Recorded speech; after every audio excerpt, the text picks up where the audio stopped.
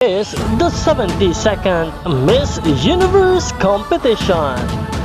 Live from El Salvador, this coming November 18, 2023. Experience everything and experience the crown.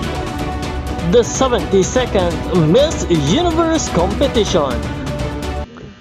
Magandang araw Pilipinas, dahil palapit na nga ang Miss Universe competition for this year 2023 ay handang-handa na ang lahat ng mga kandidata sa kanilang preparasyon upang ibigay ang napakagandang laban sa Miss Universe.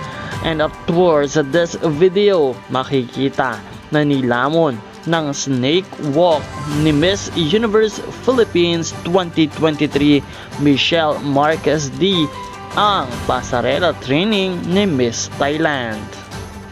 Talagang kaabang-abang ang magiging kaganapan ng laban sa Miss Universe competition ngayong taon, kaya naman maghanda na ang lahat at patuloy na suportahan ang ating kandidata na si Michelle D para sa kanyang laban at nalalapit na koronasyon ng Miss Universe 2023.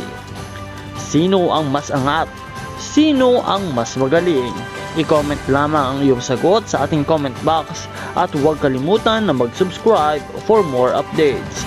Muli, maraming salamat sa iyong panonood.